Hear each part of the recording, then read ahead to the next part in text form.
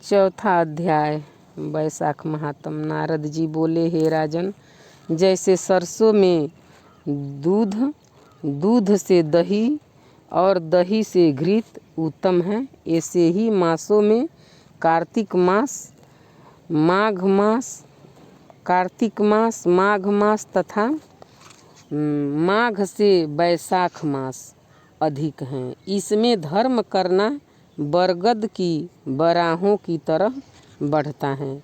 मेघ की संक्रांति में मधुसूदन भगवान का ध्यान तथा प्रातः काल स्नान कर विष्णु का पूजन करें और नीचे लिखे हुए मंत्र से मधुसूदन भगवान की प्रार्थना करें। हे मधुसूदन देवाधिदेव, मैं वैशाख मेष की संक्रांति में भर प्रातः काल स्नान करने की कामना करता हूँ। आप इसे निर्विघ्न पूर्ण कीजिए। फिर अर्घ देते हुए कहें, हे मधुसूदन, आपको अर्घ देता हूँ, इसे भली भांति ग्रहण कीजिए। गंगादि नदी तीर्थ सब जलसाय मेरे दिए हुए अर्घ को प्रसन्नता से ग्रहण करें और मुझ पर प्रसन्न होकर यथोचित फल दीजिए। फिर वस्त्र पहनकर आहिक कर्मों फल दीजिए। फिर वस्त्र पहनकर आहिक को करें, फूलों से भगवान का पूजन करें। विष्णु भगवान की वैशाख मास संबंधी कथा सुनने से वह कोटि जन्म के संचित पापों से छूटकर मोक्ष पाता है।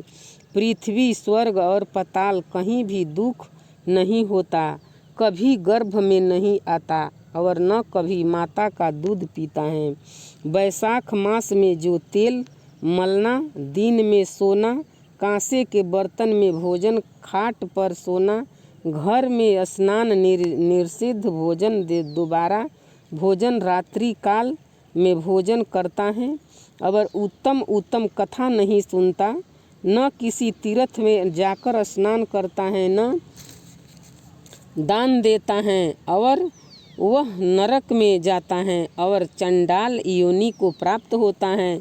उसे कुत्ते की योनि 100 वर्ष तक प्राप्त होती है। फिर गधे व खच्चर की योनि प्राप्त कर नरगामी होता है।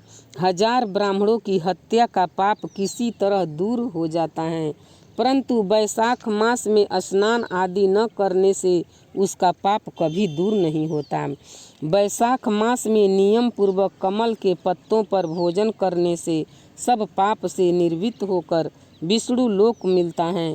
वैशाख मास में दोपहर के समय मार्ग चलकर अपने घर पर आए हुए या थके हुए ब्राह्मणों को सुंदर आसन देकर जो उनके चरणों को दबाता है और चरणोदक को अपने मस्तक पर छिड़कता है, उसके सब बंधन कट जाते हैं। उसे गंगादि संपूर्ण तीर्थों में स्नान करने से बराबर फल निश्चय ही मिलता है। वैशाख मास में अन्नदान और जलदान करने से पाप और दुख कभी दूर नहीं होते। प्रातःकाल सूर्योदय होने पर सागर से मिलने वाली सप्त गंगा, जवाही, बृंद गंगा, कालिंदी, सरस्वती, कावेरी, नर्मदा और बेणी में स्नान करके विष्णु भगवान में मन लगाने से 7 जन्म के संचित पाप शीघ्र नष्ट हो जाते हैं। वैशाख के महीने में बावड़ी में स्नान करने या घर में अलग अपराकृत गौ के चरण के रखने की जगह के समान जल भरा हो तो उसमें भी स्नान करने से, हे राजन, बड़े बड़े पाप दूर हो जाते हैं।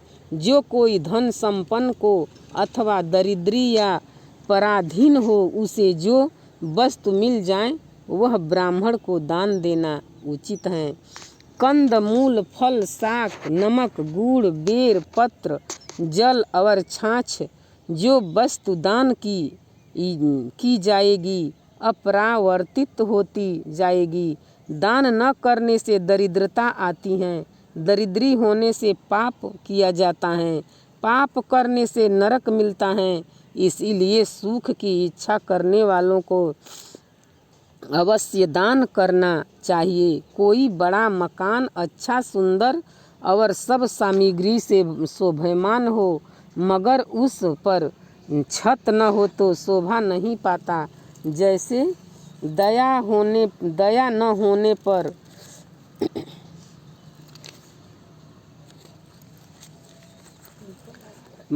सब गुण वृथा हैं। जैसे उत्तम शाक भी बिना नमक के स्वादिष्ट नहीं लगता।